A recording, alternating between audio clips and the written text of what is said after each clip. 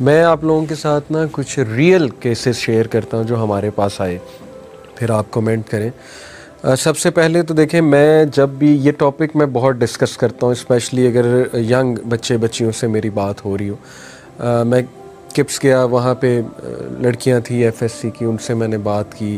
Peshawar Edwards college गया, वहाँ भी यही टॉपिक था, लड़के थे और लड़कियाँ दोनों को एड है वहाँ पे आई गेस। इसी तरह एक दो और यूनिवर्सिटीज़ में मैं गया, स्कूल्स में गया, वहाँ पे मैंने यही बात की।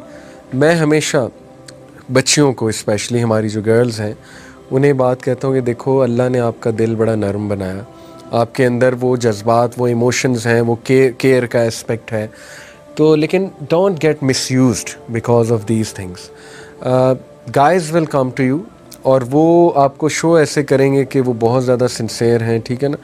हो सकता है हो भी, लेकिन with the passage of time वो उनका कहीं और कोई रिलेशन चल जाएगा या उन्हें कोई और पसंद आ जाएगा वगैरह वगैरह। तो डोंट गेट डिसीव्ड, अपने दिल की कदर करें। अल्लाह ने आपका दिल बड़ा खूबसूरत बनाया है, मेक श्योर कि उसको आप अच्छी डोज दे रहे हैं उस दिल पे, क्योंकि दिल पे तीर पड़ता है तो आगे इफ़ेक्ट होता है ना। जो आप लिरिक्स सुन रहे हैं वो किस किस्म के लिरिक्स हैं, अगर आप म्यूज़िक सुनते हैं उसमें क्या सिखाया जा रहा है, उसमें दिन रात क्या गर्दान पड़ी जा रही है, ऑब्वियसली आ जाके यही सब कुछ है।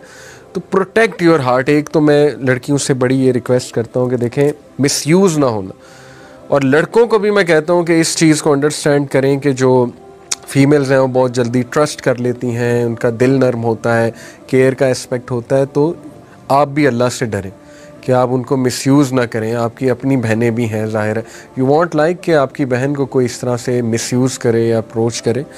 अब मैं 3 आपको केसेस सुनाता हूँ। एक तो एक MBBS की स्टूडेंट थी, बहुत पहले की बात है, मैंने एक क्लिप भी इस पर बनाया हुआ है लेकिन दोबारा मेंशन कर देता हूँ।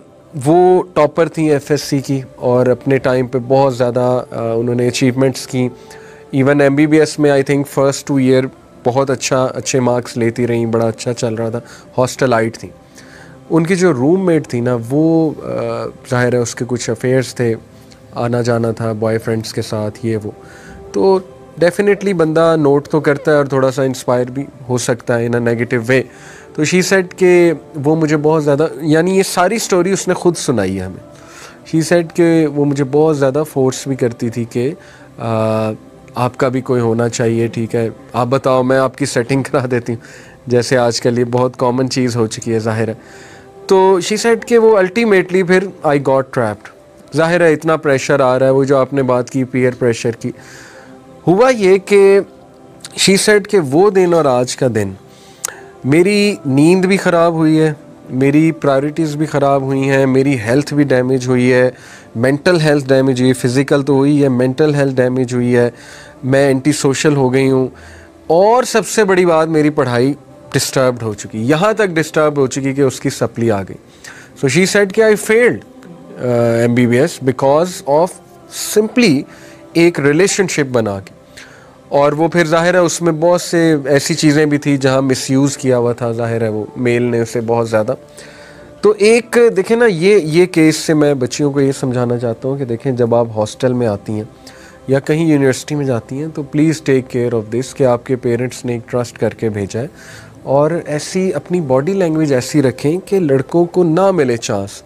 देखिए ना, कुरान ने तो यही कहा है कि अपनी आवाज़ को डिग्निफाइड रखो अगर आपने ऑपोजिट जेंडर से कन्वर्सेशन भी करनी है, और फ्रैंकनेस की कोई इतनी ज़रूरत नहीं है। फ्रैंकनेस से मामलात आगे बढ़ते हैं ना, अगर फ्रैंकनेस होगी तो मामलात, ये तो एक बेसिक साइकोलॉजिकल फैक्ट है।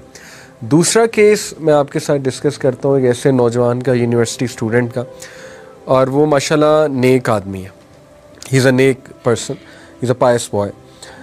उसने मुझे बताया जी कि मुझे इस तरह कॉरिडोर में हम जाते थे तो मैं कोशिश करता था नज़रें झुकाने की, लेकिन फिर अचानक नज़र पड़ ही गई और जब पड़ी तो मुझे ज़ाहिर है दिल में एक फीलिंग्स आई। फिर वो ज़ाहिर है कोइंसिडेंटली बार बार इंटरेक्शन हुआ, सामने से वो आ रही है, मैं सामने से आ रहा हूँ, ठीक है, मेरी नज़र दोबारा पड़ गई, तो ना चाहते हुए भी हमारी नज़रें मिल जाती थी। और ये वो तो कहता है कि मैं फिर बहुत ज़्यादा डिस्टर्ब रहने लग गया, बिकॉज ऑब्वियसली चीज़ डिस्टर्ब तो करती है। मेरे दिल में बहुत आता था मैं अप्रोच करूं, कोई बात करूं, कोई मैसेज करूं। अल्टीमेटली मैंने हिम्मत करके मैसेज कर ही दिया। हिम्मत ये थी कि मैसेज के बाद फिर हाँ, हिम्मत ये तो रिप्लाई भी आ गया आगे से, ठीक है ना। तो ही सेड के मुझे बड़ा वो हुआ कि यार ये तो it's like a dream come true obviously कि सब जिसको आप पसंद करते हो उसने रिप्लाई कर दिया आपको। लेकिन to cut the story short, वो जो भी चला बाद में वो एक अलग स्टोरी है, लेकिन to cut the story short मुझे पसंद ये बात आई उस लड़के की। उसने कहा कि एक टाइम पे मैं इतना डिस्टर्ब्ड हो गया, मैं उसको जो मुझे पसंद थी देखता था बाकी लड़कों के साथ बैठते हुए, तो मेरी वो अंदर की ना वो इजाज़त नहीं देती थी, चाहे मैं जितना मर्जी लिबरल हो जाऊँ। टू बी ऑनेस्ट मुझे नहीं पसंद था कि ऐसा क्यों है। वो बहुत ज़्यादा फ्रैंक होती थी, ठीक है ना, और हाई फाइव्स चल रहे हैं लड़कों के साथ ये वो। तो इस साइड कि मैं बड़ा डिस्टर्ब्ड होता था कि मुझे पसंद भी बहुत है, मैंने तो यहाँ तक फ़ैसला कर लिया था मैं इनके साथ शादी करूँ। लेकिन ऑन दी अदर हैंड मुझे ये चीज़ें बड़ा तंग करती थी, मैं बहुत पोजेसिव था शायद, वगैरह वगैरह। Cut the story short, he said कि मैंने रो रो के अल्लाह से दुआ की तहज्जुद में कि अल्लाह मेरा दिल बदल दे। मतलब मैं स्टक हो चुका हूँ, आई एम लव स्ट्रक, और मेरा बस नहीं चल रहा है। I can't control my self in the sense कि मेरा इमोशंस पे कंट्रोल नहीं रहा है।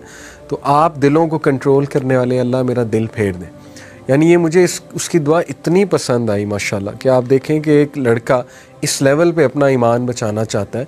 And same goes for girls, माशाल्लाह गर्ल्स भी ये दुआ करती होंगी, लेकिन यहाँ स्पेसिफ़िकली मैं लड़के की मिसाल दे रहा हूँ क्योंकि ज़्यादातर लड़के इनिशिएट करते हैं।